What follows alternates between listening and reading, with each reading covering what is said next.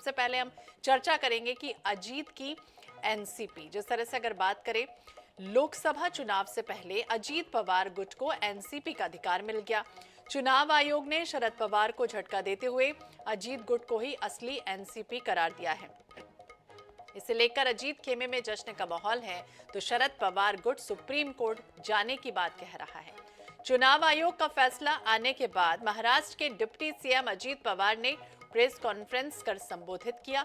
इस दौरान अजीत ने कहा कि हमने न्याय पाने के लिए केंद्रीय चुनाव आयोग से संपर्क किया था, जिसके लिए हमने कई तरह के तर्क रखे।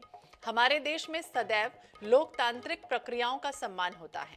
हम चुनाव आयोग के इस फैसले के लिए आभारी हैं और हमारी पार्टी का नाम, प्रतीक और झंडा अब हमें आवंटित कर दिया गया। हम बेहद खुश हैं।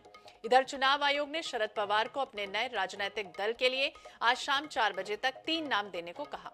शरद पवार गुट तय समय सीमा तक 3 नाम देने में असफल रहते हैं तो उनके गुट के सदस्यों को निर्दलीय चुनाव लड़ना होगा। इधर केंद्रीय मंत्री रामदास अठावले ने अपने अंदाज में ये कहा कि वो चुनाव आयोग के फैसले का स्वागत करते हैं। शरद पवार को नसीहत देते हुए ये कहा कि अब पवार साहब को नई पार्टी बनानी चाहिए या वापस एनडीए में शामिल हो जाना चाहिए, क्योंकि उनके पास अब एकमात्र यही विकल्प बचा है। तो राष्ट्रवादी कांग्रेस पार्टी को झगड़े पर चुनाव आयोग ने सुनाया है फैसला। आयोग ने अजीत की अगुवाई वाले खेमे को असली एनसीपी मान लिया है। चुनाव आयोग के फैसले से शरद पवार को बड़ा झटका कह सकते हैं कि लगा। यानी हाल पिछले साल 2 जुलाई को 40 विधायकों के साथ अजीत पवार अलग हुए थे और अब उसके बाद ये कहा जा रहा है कि एनसीपी ही उनकी असली है। तो अजीत पवार को पूरे पार्टी यानी 2 खेमों में बटे हुए एमपी और एमएलए। तो चुनाव आयोग के फैसले के बाद अब अजीत पवार पार्टी के साथ उनके चुनाव चिन्ह का इस्तेमाल कर पाएंगे। आयोग ने अपने फैसले में यह भी कहा कि अजीत गुट को तमाम सबूतों के आधार पर असली राष्ट्रवादी कांग्रेस पार्टी माना गया। यानी पिछले 2 जुलाई को अजीत पवार 40 विधायकों के साथ बीजेपी और शिवसेना की अगुवाई वाली सरकार में शामिल हो गए थे। इसके बाद उन्होंने एनसीपी का दावा ठोका था। इसके बाद चुनाव आयोग ने सुनवाई हुई थी। तो आयोग ने पार्टी के संविधान बहुमत के आधार पर फैसला सुनाया है। 24 साल पुरानी है एनसीपी। कोर्ट का ऑर्डर देखे तो सुप्रीम ऑर्डर में ऐसा लिखा हुआ है कि एमएलए का नहीं हो सकता, वो पार्टी का होना चाहिए। और मेरे ख्याल से तो शिवसेना के साथ किया वही हमारे साथ आज हो रहा है। तो कोई नया ऑर्डर नहीं, वही सिर्फ नाम बदला है, कंटेंट वही है। तो नाम बदला है, कंटेंट वही है। सुप्रिया सुले को आप सुन रहे थे।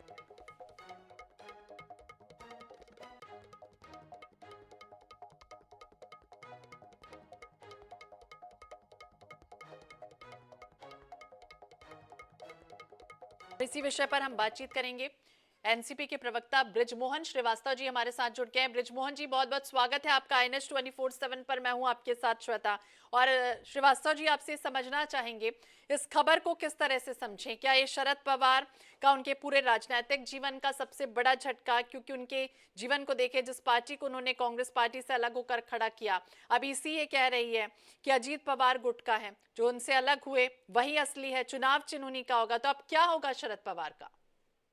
देखिए कि इस बात को मैं बहुत स्पष्ट कर दूं, आदरणीय शरद पवार जी एक राष्ट्रीय नेता हैं और वो राष्ट्रीय नेता रहेंगे। उनको लेकर कोई, मैं सोचता हूँ, इस ढंग की बात सोचना शायद ठीक नहीं होगा।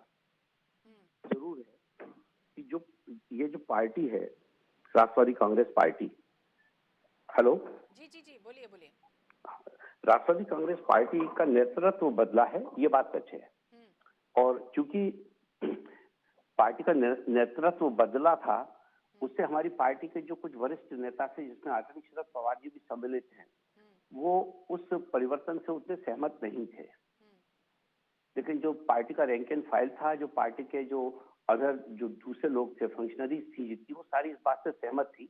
जो बदलाव हुआ है उसको वो लोग स्वीकार कर रहे थे। लेकिन चूंकि वो लोग सहमत नहीं थे, तो हम लोगों ने ये महसूस किया था कि एक बार हमारा जो ये निर्वाचन हुआ है, इसमें आदरणीय अजीत दादा पवार को राष्ट्रीय अध्यक्ष और आदरणीय प्रफुल्ल पटेल साहब को कार्यकारी अध्यक्ष बनाया गया था, उस पर हम लोग चाहते थे कि विधिवत तरीके से इलेक्शन कमीशन ऑफ इंडिया की तरफ से मोहर लग जाए, और उसी को लेकर ये इतना लंबा विवाद चला था।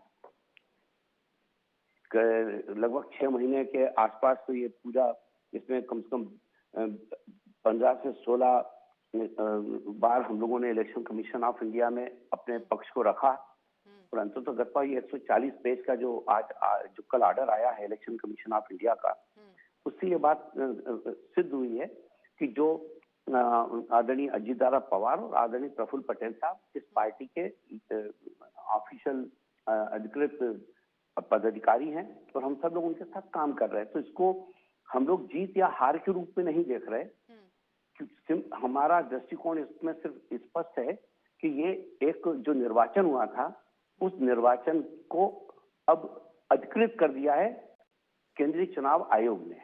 ये बात यहीं तक सीमित है। जी, बहुत बहुत शुक्रिया बृजमोहन जी बातचीत करने के लिए। तो बृजमोहन जी कह रहे हैं कि जीत हार का दृष्टिकोण इसमें नहीं है, और पीसी ने जिस तरह से अजीत के गुट को ही असली माना है,